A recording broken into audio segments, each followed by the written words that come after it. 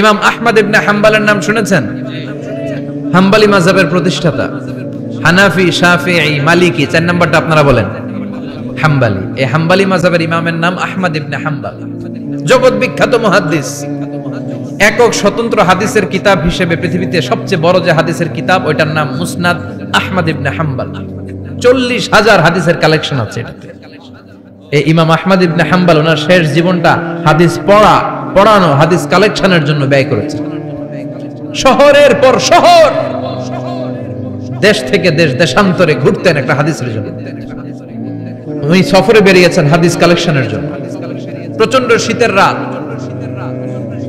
উনি মাগরিবের নামাজ, এশারের নামাজ পড়ে একটা মসজিদে শুয়ে পড়লেন, আর শুয়ে শুয়ে হাদিস পড়তেছেন। কি পড়তেছেন? কথা বলেন। আর মনে মনে ভাবলেন রাতটা মসজিদে কাটায় দেই, ফজরের নামাজ পড়ে আবার বেরোবো। কিন্তু দারোয়ান এসে বলে মসজিদে থাকতে পারবেন না, ওঠেন। দারোয়ান আছে না? কথা কন। আহমদ ইবনে হাম্বল বললেন, আমি শুধু রাতটা থাকতে চাই, আমি তো ফজরেরও মুসল্লি, ফজর নামাজ পড়বো তো এই মসজিদে, আমার থাকতে দাও। দারোয়ান তো দেয় না, কেন? মসজিদে থাকার জায়গা না, যান মিয়া। উনি যে আহমদ ইবনে হাম্বল এটা চিনে নাই, থাকতে দেয় না। কি করবে এখন? উনি কাঁথা গুছিয়ে হাদিসের কিতাব নিয়ে, কাঁধের মধ্যে ব্যাগ নিয়ে মসজিদ থেকে বের হয়ে গেলেন। কি আর করবেন? প্রচন্ড শীত, আর কাঁপতেছেন, বুড়ো মানুষ। পথিমধ্যে দেখলেন বাজার একজন খাব্বাজ, শাবুন খাব্বাজ, যুবক রুটি বিক্রেতা। সে রুটি বিক্রি করে, চুলার মধ্যে রুটি সেকে। সে যে সালাম দিল, আসসালামু আলাইকুম। যুবক বলে, ওয়ালাইকুম আসসালাম। আহমদ ইবনে হাম্বল বলে, যুবক, আমার যাওয়ার জায়গা নেই, সফরে বেরিয়েছি, খুব শীতে কষ্ট পাচ্ছি, রাতে যদি তোমার এই চুলা থেকে একটু আগুন পোহাই, কোনো সমস্যা? যুবক বলে, না না, সমস্যা না, আহলান ওয়া সাহলান, খুব শান্তি, আসেন আসেন, আপনি আগুন পোহাইলে আমার সমস্যা কি? সুবহানাল্লাহ পড়েন। আল্লাহ শুকরিয়া করে উনি বসলেন আর আগুন পোহাচ্ছেন। আর খেয়াল করলেন যুবক রুটি বানায় আর পরে আস্তাগফিরুল্লাহ, রুটির দলা বানায় পরে আস্তাগফিরুল্লাহ, খামির বানায় আর পরে আস্তাগফিরুল্লাহ, রুটি নিয়ে উনুনের ভিতরে, চুলার ভিতরে সেকা দেয় আর পরে আস্তাগফিরুল্লাহ। দোকানদারের কাছে কেউ আসলেই সে রুটি দেয় আর পরে আস্তাগফিরুল্লাহ। ক্রেতার কাছ থেকে টাকা নিয়ে ক্যাশ বক্সে রাখে আর কি পড়ে? আবার রুটি বানানো শুরু করে আর কি পড়ে? খালি এটাই পড়তেছে। ইমাম আহমদ ইবনে হাম্বল তো অবাক, কি রে, এটা আবার কেমন যুবক, খালি আস্তাগফিরুল্লাহ। উনি প্রশ্ন করলেন, যুবক, ঘটনা কি? আসার পর থেকেই তোমার দেখতেছি তুমি রুটি বানাও, রুটি বিক্রি করো আর পড়ো আস্তাগফিরুল্লাহ, মালাকা ইয়া শাবাব। যুবক বলে, আস্তাগফিরুল্লাহ আমার সবচেয়ে বেশি পছন্দের আমল, আমি সব সময় আঠার মতো ইস্তেগফারের সাথে লেগে থাকি আর সব সময় পড়তে থাকি আস্তাগফিরুল্লাহ, আর এর বদৌলতে আল্লাহ আমারে মুস্তাজাবুদ দাওয়া বানিয়ে দিয়েছে। আহমদ ইবনে হাম্বল তো অবাক, আনতা মুস্তাজাবুদ দাওয়া, তুমি মুস্তাজাবুদ দাওয়া, রুটিওয়ালা। আমি এত বছর হাদিস পড়াই, আমিও তো মুস্তাজাবুদ দাওয়া না, আর তুমি রুটি বেচো বাজারে, তুমি মুস্তাজাবুদ দাওয়া, তুমি দোয়া করলে সব কবুল হয়ে যায়। যুবক বলে, না, আনা মুস্তাজাবুদ দাওয়া, আমি আমার জীবনে যত দোয়া করেছি কবুল করে নিয়েছে কে? সব দোয়া কবুল করে নিয়েছে আল্লাহ, একটা দোয়া ছাড়া। কয়টা? আহমদ ইবনে হাম্বলের কৌতূহল, কিউরিওসিটি আরো বেড়ে গেল। কি? সব দোয়া কবুল হয়েছে, একটা দোয়া ছাড়া। মাযালিকা দুআ ইয়া শাব, কি সেই দোয়া? যুবক এবার বলতে শুরু করলো, আমার জীবনে যে দোয়াটা আল্লাহ কবুল করে নাই সেটা হচ্ছে, আমি আল্লাহর কাছে অনেক চেয়েছি, অনেক দোয়া করেছে যে আল্লাহ, শুনেছি এই জামানার সবচেয়ে বড় মুহাদ্দিস, তার নাম নাকি ইমাম আহমদ ইবনে হাম্বল। আল্লাহ, তোমার কাছে আমার চাওয়া, আমি যেন এই ইমাম আহমদ ইবনে হাম্বলের দেখে মরতে পারি, আমি যেন ইমাম আহমদ ইবনে হাম্বলের হাতে হাত রেখে মুসাফা করতে পারি আর তার কপালে একটা চুমু এঁকে দিতে পারি। আহমদ ইবনে হাম্বল আবেগপ্রবণ হয়ে গেলেন, চোখের পানি ছেড়ে দিলেন, বললেন, যুবক, তোমার এই দোয়াটাও কবুল হয়ে গিয়েছে। আহমদ ইবনে হাম্বলের দেখা আর সাক্ষাৎ পাওয়ার জন্য আহমদ ইবনে হাম্বলের বাড়িতে তোমার যাওয়ার দরকার নাই, আহমদ ইবনে হাম্বল তোমার দরবারে ছুটে এসেছে। আনা আহমদ ইবনে হাম্বল মুহাদ্দিসুদ দাহর, আমি নিজেই আহমদ ইবনে হাম্বল। যুবক চোখের পানি ছেড়ে দেয়, আহমদ ইবনে হাম্বল চোখের পানি ছেড়ে দেয়। যুবক চিৎকার মেরে ইমাম আহমদ ইবনে হাম্বলকে জড়িয়ে ধরে, হাতে হাত রেখে মুসাফা করে, কপালের মধ্যে চুমু খায়। আর আল্লাহর শুকরিয়া করে বলে, ও ইমাম, আসলে এই দোয়াটাও আল্লাহ আজকে কবুল করে নিল। বিশ্বাস হয়? সবসময় ইস্তেগফার পড়লে আপনার দোয়াগুলোর এইভাবে কবুল করে নিবে কে? এই পাঁচটা জিনিস পাবেন সবসময় যদি ইস্তেগফারের সাথে লেগে থাকেন। রাজি আছেন তো? এজন্য বিশ্বনবী সব সময় নামাজে সালাম ফেরানোর পরে পড়তেন আস্তাগফিরুল্লাহ। কি পড়তেন? 3 বার পড়তেন আস্তাগফিরুল্লাহ, আস্তাগফিরুল্লাহ, আস্তাগফিরুল্লাহ। পড়তে রাজি আছেন? ইস্তেগফারের অনেকগুলো আলফাজ আছে, সবচেয়ে ছোট ইস্তেগফার হচ্ছে এটা, আস্তাগফিরুল্লাহ, আস্তাগফিরুল্লাহ। আরো আছে আস্তাগফিরুল্লাহ আল্লাযী লা ইলাহা ইল্লা হুয়াল হাইয়ুল কাইয়্যুম ওয়া আতুবু ইলাইহি। বিশ্বনবী বলেন এই ইস্তেগফারটা যদি কেউ পড়ে, আত-তাওয়াল্লি মিন ইয়াউমিজ যাহাফ, যুদ্ধের ময়দান থেকে পালিয়ে আসা কবিরা গুনাহ। কি গুনাহ? কাফেরদের সাথে যুদ্ধ, আমি তাগড়া যুবক, তলোয়ার নিয়ে নেমেছি, আমার দেহের এক ফোঁটা রক্ত থাকা পর্যন্ত আমি যুদ্ধ চালিয়ে যাব, আমি ফিরে আসতে পারবো না। আইনটা কার? ফিরে আসলে কবিরা গুনাহ। বিশ্বনবী বলেন যুদ্ধের ময়দান থেকে ফিরে এসেছে এরকম কবিরা গুনাহ অবলম্বনকারীও যদি আস্তাগফিরুল্লাহ আল্লাযী লা ইলাহা ইল্লা হুয়াল হাইয়ুল কাইয়্যুম ওয়া আতুবু ইলাইহি পড়ে, ওই কবিরা গুনাহকারীকেও ক্ষমা করে দিবে কে? পড়তে রাজি আছেন তো? আবার সাইয়েদনা আবু বকর বললেন, ইয়া রাসূলুল্লাহ আল্লিমনি দুআআন আদউ বিহি ফি সালাতি, এমন দোয়া আপনি আমারে শিক্ষা দেন যে এই দোয়াটা আমি নামাজে পড়তে পারি। বিশ্বনবী বললেন, পড়ো আল্লাহুম্মা ইন্নী যালামতু নাফসি যুলমান কাসীরান ওয়া লা ইয়াগফিরুয যুনুবা ইল্লা আনতা ফাগফিরলি মাগফিরাতাম মিন ইনদিক ইন্নাকা আনতাল গফুরুর রহিম। সুবহানাল্লাহ পড়েন। এটাও ইস্তেগফার। আমরা এটার বলে দোয়া মাসুরা, সালাম ফেরানোর আগে পড়ি না? যেখানেই ক্ষমা চাওয়ার কথা আছে ওইটারই কি বলে? ইস্তেগফার। আল্লাহুম্মা ইন্নী যালামতু নাফসি, আল্লাহ জুলুম করেছি, যুলমান কাসীরা, অনেক জুলুম, ওয়ালা ইয়াগফিরুয যুনুবা ইল্লা আনতা, তুমি ছাড়া এই গুনাহ ক্ষমা করার তো কেউ নাই। ফাগফিরলি মাগফিরাতাম মিন ইনদিক, তোমার দয়ায় আমারে ক্ষমা করে দাও। ইন্নাকা আনতাল গফুরুর রহিম, তুমি হলা ক্ষমাশীল। ঠিক কি না? এটাও ইস্তেগফার, এটাও পড়বেন। আর এই সব ইস্তেগফারের শ্রেষ্ঠ ইস্তেগফারের নাম সাইয়্যিদুল ইস্তেগফার। যত ইস্তেগফার হতে পারে এর মধ্যে সবচেয়ে শ্রেষ্ঠতম ইস্তেগফার নাম কি? কথা কন। বুখারীর বর্ণনা, শাদ্দাদ ইবনে আউস রাদিয়াল্লাহু তাআলা আনহু বর্ণনা করেন, এই সাইয়্যিদুল ইস্তেগফার দিনের বেলা যে পড়বে ওই দিনে মারা গেলে সে জান্নাতি। এই সাইয়্যিদুল ইস্তেগফার রাতের বেলা যে পড়বে ওই রাতে যদি ইন্তেকাল হয় ওই লোকটা জান্নাতি। মুখস্থ আছে না? কার কার মুখস্থ হাত তুলেন? মাশাআল্লাহ, তাবারাকাল্লাহ, মাশাআল্লাহ, মাশাআল্লাহ। আর যাদের নাই তাদের হোমওয়ার্ক, তাদের আল্লাহুম্মা আনতা রাব্বি লা ইলাহা ইল্লা আনতা খালাকতানি ওয়া আনা আবদুক ওয়া আনা আলা আহদিকা ওয়া ওয়া'দিকা মাস্তাতা'তু আউযু বিকা মিন শাররি মা সানা'তু আবুউ লাকা বিনি'মাতিকা আলাইয়া ওয়া আবুউ লাকা বিযামবি ফাগফিরলি ফাইন্নাহু লা ইয়াগফিরুয যুনুবা ইল্লা আনতা। সুবহানাল্লাহ পড়েন। আজকে রাতে পড়ছেন, মারা গেলে জান্নাতি। চিল্লায় পড়েন আল্লাহু আকবার। এজন্য বিশ্বনবী বলেন আমার আগের গুনাহ মাফ, পরের গুনাহ মাফ, তারপরেও প্রতিদিন আমি 70 বার তওবা ইস্তেগফার পড়ি। আজকে থেকে পড়তে রাজি আছেন তো? বেশি বেশি ইস্তেগফার পড়া যাবে না? একটু প্রাণ খুলে দিল খুলে আওয়াজ করে পড়েন তো আস্তাগফিরুল্লাহ। আর জোরে পড়েন আস্তাগফিরুল্লাহ। আবার সবাই পড়েন আস্তাগফিরুল্লাহ। সব সময় তওবা ইস্তেগফার যারা পড়ে তাদেরকে পছন্দ করে কে? সব সময় জিকির করে করে জিহ্বাটারে যারা ভিজিয়ে রাখে তাদেরকেও পছন্দ করে কে? আল্লাহ বলেন ওয়াজকুর রাব্বাকা ফি নাফসিকা তাদাররুআন ওয়া খীফাতান ওয়া দুনাল জাহরি মিনাল কওলি বিল গুদুবি ওয়াল আসাল ওয়ালা তাকুম মিনাল গাফিলিন। সুবহানাল্লাহ পড়েন। আল্লাহ বলেন ওয়াজকুর রাব্বাকা ফি নাফসিক, আল্লাহরে মনে মনে ডাকো।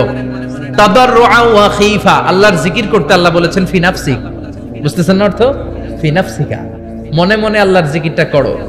তাদাররুআন ওয়া খীফা, তাদাররুআন মানে বিনয়ের সাথে, with full of humility, submission and humbleness. বিনয়ের সাথে আল্লাহরে ডাকো। ওয়া খীফা, গোপনে গোপনে ডাকো। দুনাল জাহারি মিনাল কওল, চিৎকার চেঁচামেচি করে ডেকো না। কার কথা? আওয়াজ করে জিকির করো না। এই যে আমরা মাহফিলে লা ইলাহা ইল্লাল্লাহ জিকির করে, এটা তালিমান। উদ্দেশ্য কি? তালিমের জন্য আওয়াজ করে জিকির জায়েজ আছে, কিন্তু ব্যক্তিগত জিকিরের যে ইবাদতটা এটা আস্তে আস্তে হইতে হবে, এটা ভদ্রভাবে হতে হবে, চিল্লাচিল্লি করে নয়। আবার তালিমের জিকির ওইটাও ভদ্রভাবে। ইন্নাল্লাহা জামিল ইউহিব্বুল জামাল, আমার আল্লাহ সুন্দর, আমার আল্লাহর জিকিরের মধ্যেও সৌন্দর্য আছে না নাই? কিন্তু এদেশে জিকিরের ভেতরে লাফালাফি আছে না নাই? বেশি না কম?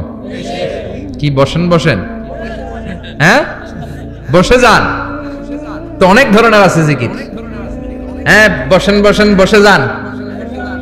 হ্যাঁ, হাইবার আলী, এটা কি আবার জালালি? তো এই যে ইন্নাল্লাহা জামিল ইউহিব্বুল জামাল, আমার আল্লাহ সুন্দর, আমার আল্লাহর জিকিরের মধ্যেও সৌন্দর্য আছে না নাই? তালিমের উদ্দেশ্যে সবাই মিলে জিকির করা যায়, কিন্তু চিল্লাফাল্লা করা যাবে না, লাফালাফি করা যাবে না, মাথা ডানে বায়ে ঝুলানো যাবে না, ঠিক কি না? কিন্তু লাফালাফির জিকির আছে না নাই? লাফাইতে হ্যাঁ, গাছের আগায় বাঁশের আগায়, আবার যিনি জিকির পরিচালনা করে ওনার কান্দে যাই ওঠে, আছে না নাই? বিশ্বনবী সাহাবাদের নিয়ে জিকির করছেন, সাহাবারা লাফাতে খেজুর গাছের আগায়, হাদিসে আছে না এটা?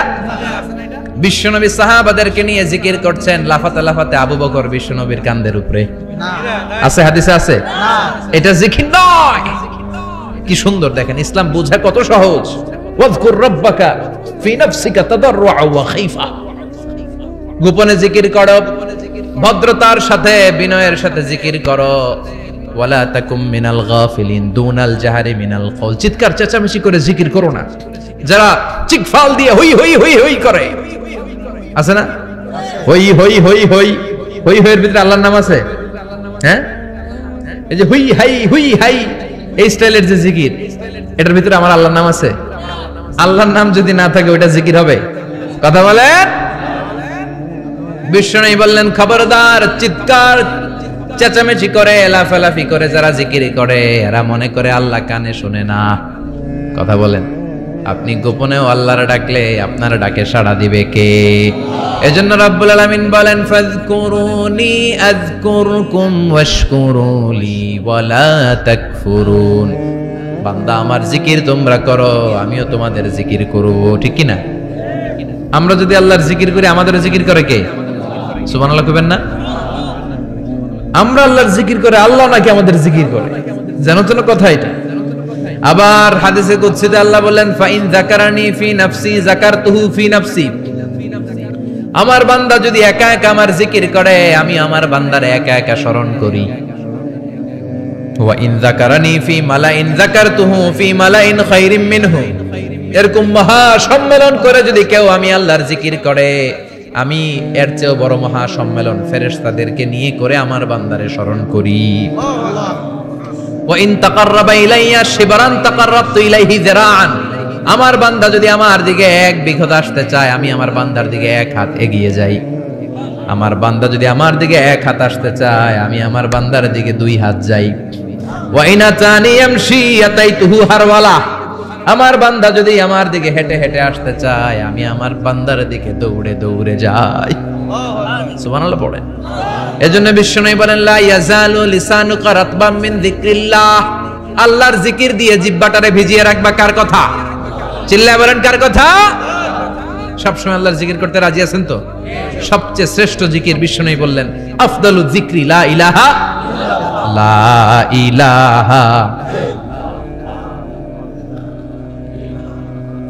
লা ইলাহা ইল্লাল্লাহু মুহাম্মাদুর রাসূলুল্লাহ সাল্লাল্লাহু, সবচাইতে শ্রেষ্ঠ জিকির লা ইলাহা। এর চেয়ে শ্রেষ্ঠ জিকির আছে? কথা বলেন। বিশ্বনবী বললেন, মান ক্বালা লা ইলাহা ইল্লাল্লাহ সিদকান মিন কলবিহি, একনিষ্ঠতার সাথে অন্তর থেকে কেউ যদি জীবনে একবার বলে লা ইলাহা ইল্লাল্লাহ, দাখালাল জান্নাহ, তার যদি পাপ থাকে, অন্যায় থাকে, ওই পাপ আর অন্যায়ের শাস্তিগুলার পরে কোনো না কোনো দিন আমার ওই বান্দা জান্নাতে ঢুকবে। একবার যদি খালিসান মিন কলবিহি সে পড়ে লা ইলাহা ইল্লাল্লাহ, তার জন্য জান্নাতকে অবধারিত করে দিয়েছে কে? আবার এটার নাম আল্লাহ দিয়েছে কালিমায়ে। কথা বলেন। দরাবাল্লাহু মাসালান কালিমাতান তাইয়িবাতান কাশাজারাতিন তাইয়িবাতিন আসলুহা সাবিতুন ওয়া ফারউহা ফিস সামা। সুবহানাল্লাহ। পবিত্র বাণী, এটা কালিমে তৈয়বা। আবু সাঈদ আল খুদরি থেকে বর্ণিত, মুস্তাদরাকে হাকিম আর সহিহ ইবনে হিব্বানে এসেছে, বিশ্বনবী বলেন মুসা আলাইহিস সালাম আল্লাহর একবার প্রশ্ন করলেন, ইয়া রাব আল্লিমনি দুআন আদউ বিহি, আপনি আমার এমন একটা জিকির শিক্ষা দেন যে জিকির দিয়ে আমি শুধু আপনার জিকির করব, কেউ এই জিকির করতে পারবে না। এই জিকির জানবো শুধু আমি, আর জানবেন কথা কোন? প্রশ্ন করছে কে? হ্যাঁ, কাকে করেছে? আল্লাহ এমন একটা জিকির শিখান যেই জিকির কেউ জানে না, আমি জানবো, আর ওই জিকির দিয়ে প্রাণ ভরে আপনারে ডাকবো। আল্লাহ বললেন মুসা পড়ো লা ইলাহা ইল্লাল্লাহু মুহাম্মাদুর রাসূলুল্লাহ। মুসা আলাইহিস সালাম বললেন আল্লাহ চাইলাম কি, কইলেন কি? লা ইলাহা তো জাতীয় জিকির, এটা তো আন্তর্জাতিক জিকির, এটা জানে না এমন কেউ নাই, এমনকি হিন্দু ভাইরাও জানে কথা কন। আল্লাহ আমি তো চাইছিলাম এক্সক্লুসিভ, আমার জন্য স্পেশাল, এর চেয়ে সুন্দর আর কেউ জানবে না, এত সুন্দর একটা জিকির আপনি দিবেন, এটা আমি ডাকবো আপনারে আর আপনি শুনবেন। আল্লাহ বললেন মুসা এর চেয়ে দামি আমার কাছে নেই। লাউ তাদউ লা ইলাহা ইল্লাল্লাহ ফি কাফা, লা ইলাহা রে যদি মুসা এক পাল্লায় রেখে দাও, ওয়াসসামাওয়াতু সাবউ ওয়াল আরদিন, সাত আকাশ সাত জমিন যদি আরেক পাল্লায় রেখে দাও, লা ইলাহা এক পাল্লায়, সাত আকাশ সাত জমিন আরেক পাল্লায় ওজন যদি দাও, লা রাজাহাত কাফাতু লা ইলাহা ইল্লাল্লাহ, মুসা দেখবা মুহূর্তের মধ্যে লা ইলাহা ইল্লাল্লাহর পাল্লা ভারী হয়ে গেছে। সাত আকাশ সাত জমিন এক পাল্লায়, শুধু লা ইলাহা ইল্লাল্লাহর এক পাল্লায়, মুহূর্তে লা ইলাহার পাল্লাটারে ভারী করে দিবে কে? এটা বিপ্লবী বাণী। আমরা এটার ভিক্ষার মধ্যে লাগাইছি, এখন ভিক্ষা করার সময় লা ইলাহা আছে না নাই? একটা টাকা দিয়া যান আমি গরিব ইনসান, আখিরাতে সওয়াব পাইবেন পাহাড় সমান, একটা টাকা দিয়া যান আমি গরিব ইনসান, আছে না নাই? জুমার নামাজের সময় ভিক্ষা করে একটা টাকা দিয়া যান, আর লা ইলাহার জিকির লগে আছে না নাই? এটা আমরা ভিক্ষার জিকির বানাইছি, এটা তো বিপ্লবী বাণী। এই বাণীর পক্ষে যারা, তারা ন্যায় আর সত্যের পক্ষে চিল্লায় বলেন ঠিক কিনা? এই বাণীতে যারা বিশ্বাস করে তারা এক আল্লাহর সামনে মাথা নত করে দেয়, গোটা পৃথিবীর কোন শক্তির সামনে ওই মাথা নত হয় না, ঠিক কিনা? এই লা ইলাহা যারা আমরা মানি, আল্লাহ ছাড়া কারো সামনে মাথা নত করব? কোন শক্তি আমাদের মাথা নত করাতে পারে? বিপ্লবী বাণী, এটা সংগ্রামী বাণী। এই বাণী এমন বিপ্লব তৈরি করে গোটা বিশ্ব পাল্টে দেয়। এই লা ইলাহার ব্যাখ্যা করেছেন সাইয়্যিদ কুতুব শাহীদ তার তাফসিরে, নাম শুনছেন? কি নাম তাফসিরের? ফি জিলালিল কোরআন। ফি জিলালিল কোরআন লিখে উনি মিশর কাঁপিয়ে দিলেন। তিনি গোটা বিশ্বের জাহালাতকে তার তাফসিরের লেখনীর মধ্য দিয়ে তুলে এনেছেন। আর বলেছেন আল্লাহর আইন ছাড়া পৃথিবীর বুকে কোনো আইন চলবে না। তার তাফসির পরে মিশরের সব যুবকরা রাস্তায় নেমে এলো। আন্দোলনের চোটে পুরো মিশরে উত্তাল গণ আন্দোলন। ইনিল হুকমু ইল্লা লিল্লাহ, আল্লাহর জমিনে আল্লাহর আইন ছাড়া কিছু চলবে? পুরো মিশর টালমাটা, সরকার টালমাটা। সরকার প্রধান ছিল জামাল আব্দুল নাসের, কয়টারে জেলে ভর। কথা কন, হকের কথা বললেই জেলখানা আছে না নাই? সাইয়্যিদ কুতুব শাহীদের জেলখানায় ভরা হয়। ওনারে জেলখানায় ভরার পরে আন্দোলন আরো 3 গুণ বেড়ে গেল। কায়রোর রাস্তায়, মিশরের রাস্তায় রাস্তায় ইসলাম প্রেমিক, কোরআন প্রেমিক যুবকদের আন্দোলন। পুরো আন্দোলনে মিশর কেঁপে উঠল। মিশর ব্যাপী আন্দোলনের গণজোয়ার। সরকারের অবস্থা খারাপ। সরকার এবার ঘোষণা দিল সাইয়্যিদ কুতুব শাহীদ মিশরের যুবকদেরকে আন্দোলনে ঠেলে দেওয়ার কারণে তাকে মৃত্যুদণ্ড দেয়া হলো। ফাঁসি। যুগে যুগে কোরআনের পক্ষে যারা, এদের কাছে ফাঁসির রশি আছে না নাই? কিন্তু এই ফাঁসির রশিকে তারা থোড়াই কেয়ার করে চিল্লায় বলেন ঠিক কিনা? ফাঁসি। সাইয়্যিদ কুতুব শাহীদের ফাঁসির রায় দেয়া হলো।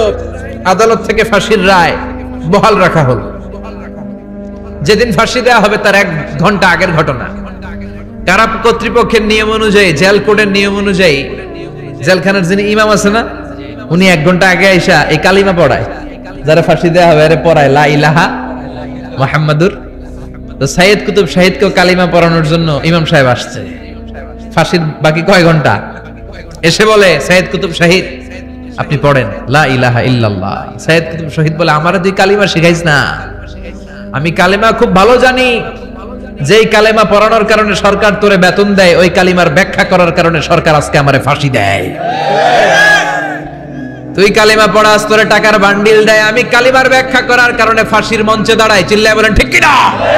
তার মানে তোর কালিমা আমার কালিমা এক কালিমা না, এই দুই কালিমার মধ্যে পার্থক্য আছে না নাই? তোর ইমানি চেতনা আমার ইমানি চেতনা এক ইমানি চেতনা নয়। তোরে টাকা দেয়, আমারে ফাঁসি দেয়, তার মানে দুই চেতনা আলাদা। চিল্লায় বলো ঠিক কিনা? এজন্য আল্লাহ ডেকে বললেন, গোলাম এটা বিপ্লবী বাণী। এই কালেমার আন্দোলন যারা করে তারা আল্লাহ ছাড়া পৃথিবীর কাউরে ভয় পায় না, আর তারা চায় কালেমার পতাকা পৃথিবীর মধ্যে যেন পথ পথ করে উড়ে। ঠিক কিনা? বাংলার জমিনে কালেমার পতাকা উড়ুক, আমরা চাই কি চাই না? কোনো একদিন এ দেশের আকাশে কালিমার পতাকা উড়বে, সেদিন সবাই খোদাই বিধান পে দুঃখ বেদনা ভুলবে। কোনো একদিন এ দেশের আকাশে কালিমার পতাকা উড়বে, সেদিন সবাই খোদাই বিধান পে দুঃখ বেদনা ভুলবে। চিৎকার করে বলেন ঠিক কিনা? এই কালেমার সমাজ যদি হয়, ওই সমাজে কেউ লাঞ্ছিত হবে না, ওই সমাজে কোনো নারী নিগৃহীতা হবে না, ওই সমাজের কোনো কাজের মেয়েরা ধর্ষিত হবে না, ওই সমাজে দুর্নীতি থাকবে না, ঘুষ থাকবে না, চাঁদাবাজি থাকবে না, টেন্ডারবাজি থাকবে না। সমাজটারে শান্তি দিয়ে সমৃদ্ধ করে দিবে কে? এজন্য সব সময় জিকির করতে হবে একজনের। চিল্লায় বলেন তিনি কে? শ্রেষ্ঠ জিকির হচ্ছে লা ইলাহা ইল্লাল্লাহ। করতে রাজি আছেন? সব সময় জিকিরটা করতে রাজি আছেন? Every night and every day, every night and every day, never forget to say la ilaha illallah, never forget to say la ilaha illallah. পড়েন, every night and every day, every night and every day, never forget to say la ilaha illallah, never forget to say la ilaha illallah, never forget to say la ilaha illallah. When you're walking down the street, use your time and repeat and say in every heartbeat la ilaha illallah. When you're walking down the street, use your time and repeat and say in every heartbeat la ilaha illallah. Every night and every day, every night and every day, never forget to say la ilaha illallah. চিল্লায় বলেন ঠিক কিনা? দিনে রাতে যে কোনো মুহূর্তে আমাদের জিহ্বার মধ্যে থাকবে কি? কথা বলেন, জিহ্বায় থাকবে কি? এজন্য বিশ্বনবী বললেন, আফদালুয যিকরি লা ইলাহা ইল্লাল্লাহ, আল্লাহর কাছে সবচাইতে প্রিয় জিকির হলো লা ইলাহা ইল্লাল্লাহ। আবার বিশ্বনবী বললেন, আহাব্বুল কালামে ইলাল্লাহি আরবাআ, আল্লাহর কাছে সবচাইতে প্রিয় কথা হলো চারটা। কয়টা? সুবহানাল্লাহ, আলহামদুলিল্লাহ, লা ইলাহা ইল্লাল্লাহ। সুবহানাল্লাহ,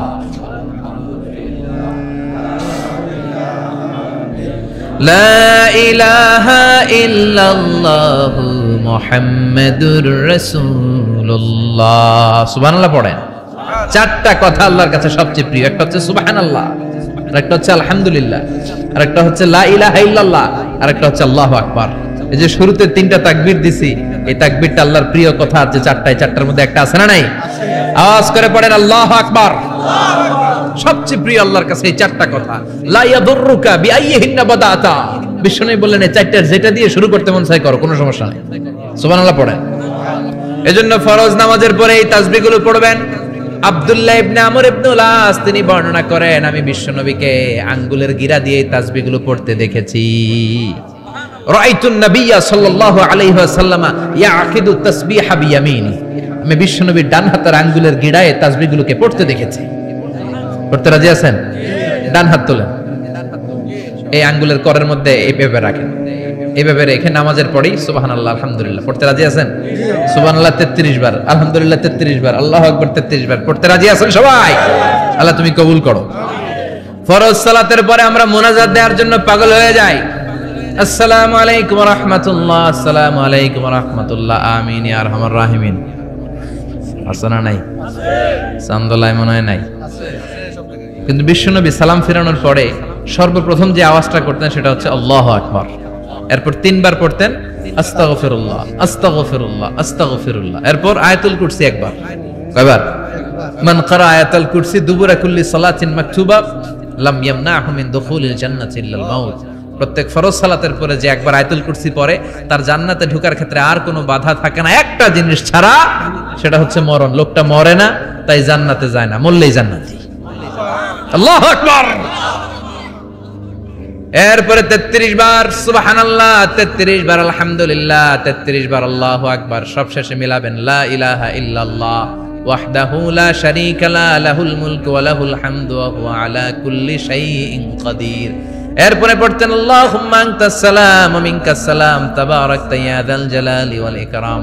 এরপরে পড়তেন আল্লাহুম্মা লা মানিআ লিমা আ'তাইতা ওয়া লা মু'তিয়া লিমা মানা'তা ওয়া লা ইয়ানফা'ু যাল জাদ্দি মিনকাল জাদ। এরপরে পড়তেন আল্লাহুম্মা ইন্না নাসআলুকাল হুদা ওয়াত তুকা ওয়াল আফাফা ওয়াল গিনা। এরপরে পড়তেন আল্লাহুম্মা আ'ইন্না আলা যিকরিকা ওয়া শুকরিকা ওয়া হুসনি ইবাদাতিক। সুবহানাল্লাহ পড়েন। কত তাসবিহ, কত দোয়া। আবার ফজরের সময় পড়তেন আল্লাহুম্মা বিকা আসবাহনা ওয়া বিকা আমসাইনা ওয়া বিকা নাহইয়া ওয়া বিকা নামুতু ওয়া ইলাইকান নুশুর। সুবহানাল্লাহ পড়েন। এগুলো পড়ে না? আল্লাহুম্মা আমিন ইয়া আরহামার রাহিমিন। কত বড় ডাকাত। ফরজ সালাতের পরে তাসবিহগুলো পড়বেন। কথা বলেন, পড়তে রাজি আছেন সবাই? আর তাসবিহ শেষ হলে দোয়া করেন, সমস্যা নাই। দোয়া করতে হবে কার কাছে? বিশ্বনবী বললেন না, দোয়া মুখুল ইবাদা, দোয়া হলো ইবাদতের নির্যাস। যার দোয়া নাই ওর কিচ্ছু নাই। দোয়া করেন নাই তো নামাজে কাজ হবে না, দোয়া করেন নাই রোজায় কাজ হবে না। কথা কোন? আর দোয়া মুখুল ইবাদা, দোয়া হচ্ছে ইবাদতের নির্যাস। আবার তিরমিজির বর্ণনায় বললেন আর দোয়া হুয়াল ইবাদা, দোয়াটাই নাকি ইবাদত। দোয়াটা ইটসেলফ এইটাই ইবাদত। নামাজ যেমনি ইবাদত, রোজা যেমনি ইবাদত, হাত তুলে যে দোয়া করলেন এইটাও ইবাদত। সুবহানাল্লাহ পড়েন। এটা মুমিনের ওয়েপন, সিলাহুল মুমিন। সাপ্লিকেশন, দোয়ার ইংরেজিতে বলে সাপ্লিকেশন। সাপ্লিকেশন is the weapon of believers. এটা বিশ্বাসীদের অস্ত্র। সবকিছুর কারামতি যেখানে শেষ, দোয়ার কারামতি ওইখানে। এরকম অনেক শুনবেন ক্যান্সারে আক্রান্ত, দুরারোগ্য ব্যাধি, বাংলাদেশের চিকিৎসা শেষ, ইন্ডিয়া গেছে, কয় বাঁচবো 3 মাস। কয় মাস? এরপরে 7 বছর বাইসা ছিল। কেমনে বাঁচল? কেমনে? দোয়া। দোয়ার পাওয়ার আছে না নাই? তবে দোয়াটা দোয়ার মতো হতে হবে। সিনসিয়ার দোয়া ইজ লাইক এ মিসাইল। একনিষ্ঠ দোয়া এটা মিসাইলের মতো। মিসাইল হামলা করলে ইঞ্চি ইঞ্চি যেখানে মিসাইল বোমাটা পড়ার কথা ঠিক ওখানে পড়বে। ড্রোন হামলা করলে ঠিক ওখানে, ব্যালিস্টিক ক্ষেপণাস্ত্র নিক্ষেপ করলে লক্ষ্য বস্তু যেমনি ভিত করে, তেমনি দোয়ার মতো দোয়া করলে মুহূর্তেই দোয়া কবুল হয়ে যায়। আমরা দোয়ার মতো দোয়া করতে জানি না। কেমন করে দোয়া করতে হয় আমাদের জানা নাই, এজন্য দোয়াও কবুল হয় না। চিল্লায় কোন ঠিক কিনা? কিন্তু আল্লাহ ওয়াদা দিয়েছেন উজিবু দাওয়াতাদ দাঈ ইযা, আমার বান্দা দোয়া করলে আমি দোয়া কবুল করি। আমার বান্দা চাওয়া মাত্রই আমি কবুল করে নেই। সুবহানাল্লাহ পড়েন। যত দোয়া আপনি করেছেন সব কবুল, সব। অল অফ ইউর দুআস আর অ্যাকসেপ্টেড। সব কবুল হয়েছে আল্লাহর কসম। অনেকে বলবে হুজুর এটা আবার কি কইলেন? এতক্ষণ তো ভালোই কইতেছিলেন। সব দোয়া আবার কবুল হয় কেমনে? আমি তো জীবনে কত কিছু চাইলাম, কত কিছুই তো পাই নাই। আছেন এরকম অনেকে? অনেক পেরেশান, আফসোস করে হুজুর চাইলাম আল্লাহ দিল না। 4টা মাইয়া, এবার কাবা ধইরা চাই আইছি পোলার কথা, এটাও হইছে মাইয়া। আছে না নাই? 5টা ছেলে হয়েছে, মেয়ের জন্য বুকটা হাহাকার। হজে যে আরাফাতের ময়দানে চেয়ে আসলাম, এইবারও হয়েছে আর একটা পোলা। আছে না নাই? কত কিছু চাইলাম, পাইলাম না, হুজুর দিল না আল্লাহ। বলে না আপনার সব দোয়া কবুল, তবে কবুল হওয়ার 3টা সিস্টেম আছে। কয়টা? চান্দোলার ভাইয়েরা মনে থাকবে কয়টা? আপনি যত দোয়া করছেন সব কবুল, কারণ আল্লাহর কাছে কিছু চাইলে আল্লাহ ফিরায় দিতে জানে না। আল্লাহ জানেই না কেমনে ফিরায় দিতে হয়। সুবহানাল্লাহ কোন? চাওয়া মাত্রই আল্লাহ বলে অ্যাকসেপ্টেড, যা কবুল, দিব দিব না এটা বলতে জানে না, চাওয়া মাত্রই বলে দিব। 3 সিস্টেম। নাম্বার 1, আপনি আল্লাহর কাছে দোয়া করলেন, চাইলেন, আল্লাহ বলে দিব, বলেই তিনি দিয়ে দেন আর আপনি খুশি হয়ে যান, পেয়ে গেলেন। নাম্বার 2, আপনি আল্লাহর কাছে দোয়া করলেন, চাইলেন, তখনও আল্লাহ বলে দিব, তবে এখন না, সবুর, একটু পরে দিব। কখন দিলে আমার জন্য ভালো, আমার চেয়ে ভালো জানে কে? পরে দিবে। নাম্বার 3, চাইলেন, দোয়া করলেন, আল্লাহ তখনও বলে দেব, তবে এখনো না, পরেও না, কিয়ামতের দিন যেদিন বিপদে পড়বে ওই দিন দেব। যেদিন তোর বাবা তোরে চিনবে না, তোর মা তোরে চিনবে না, বন্ধু বন্ধুরে চিনবে না, পীর সাহেব মুরিদরে চিনবে না, মুরিদ পীর সাহেবরে চিনবে না, ইমাম সাহেব মুসল্লিরে চিনবে না, মুসল্লি ইমাম সাহেবরে চিনবে না, কেউ কাউরে চিনবে না। ওই কঠিন দিনে তোরে আমি বাঁচাইয়া দেব। তাই দোয়া যা করছেন ছোটবেলা থেকে আজকে পর্যন্ত, লস হয়েছে না লাভ? লস না লাভ? এজন্য বেশি বেশি দোয়া করার দরকার আছে না নাই? জীবনে যদি কোনো নেক আমল থাকে, ওই নেক আমল দিয়ে যদি আল্লাহর কাছে দোয়া করেন, দোয়া কবুল করে নিবে কে? তবে নেক আমলটা হইতে হবে শুধুমাত্র আল্লাহর সন্তুষ্টির জন্য। প্রত্যেকের জীবনেই কিছু আমল আছে যেটা লোক দেখানো করে, আছে না নাই? আবার কিছু আমল আছে আল্লাহরে খুশি করার জন্য করে, আছে না নাই? কথা বুঝতে পেরেছেন? রাত্রিবেলা যাচ্ছেন, কেউ নাই, রাস্তায় হঠাৎ দেখলেন মসজিদ, পাশে লেখা বড় করে দান বাক্স, পকেট থেকে কচকচে 1000 টাকার নোটটা ওইখানে ঢেলে দিলেন দান বাক্সের ভিতর। কেউ দেখে নাই, দেখছে কে? এটা পৃথিবীর কাউরে দেখানোর জন্য দিছিলেন? এই দানটা আল্লাহর কাছে প্রিয়। গোপন দান আল্লাহর রাগকে কমিয়ে দেয়। সুবহানাল্লাহ বলেন। আল্লাকা সিররুন ইনদাল্লাহ বাইনাকা আনতা ওয়া বাইনাল্লাহ, আল্লাকা সাদাকাতুন তাখফা লা ইয়ালামুহা ইল্লাল্লাহ, আল্লাকা সিররুন ইনদাল্লাহ বাইনাকা আনতা ওয়া বাইনাল্লাহ, আল্লাকা সাদাকাতুন তাখফা লা ইয়ালামুহা ইল্লাল্লাহ। সুবহানাল্লাহ বলেন। আল্লাকা সিররুন ইনদাল্লাহ, তোমার আর তোমার রবের মাঝে এমন কোন গোপন জিনিস আছে নাকি যেটা আল্লাহ ছাড়া কেউ জানে না? তোমার কোনোদিন কোনো গোপন দান আছে নাকি যেটা আল্লাহ ছাড়া কেউ দেখেনি? ওই দানটা আল্লাহর কাছে প্রিয়। চিল্লায় বলেন ঠিক কি না?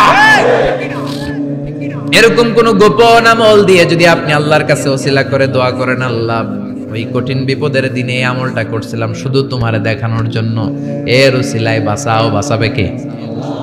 বুখারীতে একটা হাদিস আছে, সালাসাতুন ফিল গার, বনি ইসরাইলের 3 লোক সফরে বেরিয়েছে, মরুভূমির সফর, মাঝখানে তুফান, কই যাবে, কই বাঁচবে, দৌড়াদৌড়ি শুরু। দৌড়াতে দৌড়াতে এক পাহাড়ের গুহার ভেতরে আশ্রয় নিয়েছে। গুহা চিনেন তো? পাহাড়ের গুহা। আশ্রয় নেওয়ার সাথে সাথেই বৃষ্টির পানির ঝাপটায় পাহাড়ের উপর থেকে বিশাল এক পাথর খণ্ড এসে পাহাড়ের গুহার মুখটা বন্ধ করে দিয়েছে।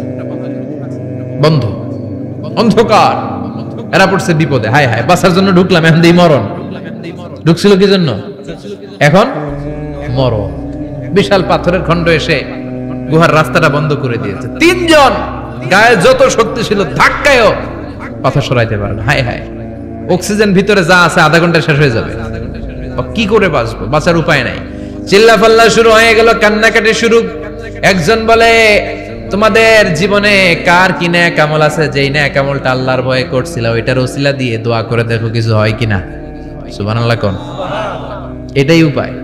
একজন হাঁটু গেড়ে চোখের পানি ছাড়া শুরু করছে আর দোয়া শুরু করছে, আল্লাহ আল্লাহুম্মা কানাত লি আবাওয়ান শাইখান কাবীরান, আল্লাহ আমার বাবা মা ছিল বৃদ্ধ বৃদ্ধা, আমি পেশায় রাখাল, সারাদিন ছাগল চড়িয়ে রাত্রিবেলা দুধ আনতাম, সবার আগে আব্বা আম্মারে দিতাম, এরপরে আমার ছেলে মেয়ে, এরপরে স্ত্রী। একদিন গভীর রাতে এসে দেখি আব্বা আম্মা ঘুমায়, দুধের বাটি নিয়ে আব্বা আম্মার মাথার সামনে দাঁড়িয়ে রইলাম। ছেলে মেয়েগুলো আব্বা এসে বলে আব্বা দুধ দাও। আমি বললাম পরে, আগে আব্বা আম্মা খাবে তারপরে তোরা। ছেলে মেয়েগুলো কান্না জুড়ে দিল, আমি দেই নাই। ফজর পর্যন্ত দাঁড়িয়ে রইলাম। ফজরের আগ দিয়ে আব্বা আম্মা ঘুম থেকে উঠে দেখে তো আমার অবাক, কিরে বাবা দাঁড়িয়ে কেন? বললাম প্রতিদিন দুধ খেয়ে ঘুমাও, আজকে আগে আগে ঘুমিয়েছো, দুধ খাও নাই, তোমাদেরকে আগে দিব বলে দাঁড়িয়ে রইলাম। আল্লাহর ডেকে বলে, আল্লাহ ওই দিন সারা রাত দুধের বাটি নিয়ে মা বাবার শিওরে আমি দাঁড়িয়েছিলাম। ফজরের সময় আব্বা আম্মারে দুধ খাওয়ালাম, তারপরে ছেলে মেয়েদেরকে দিয়েছিলাম, তারপরে স্ত্রীর মুখে দিয়েছিলাম। ও মাবুদ, ওই দিনের এই কাজটা আমি দুনিয়ার কাউরে খুশি করার জন্য করি নাই, শুধুমাত্র তোমার খুশি ছাড়া। ওই রাতের ইবাদত যদি তোমার দরবারে ভালো লেগে থাকে, ফাফাররিজ আন্না মা নাহনু ফি, আজকের বিপদের দিনে কেউ বাঁচানোর নাই, তুমি আমাদের বাঁচাও। ফানফাজারাত, মুহূর্তের মধ্যে 1/3 বিশাল পাথর খণ্ডটা 1/3 ডান দিকে সরে যায়, এক পাশে সরে যায়।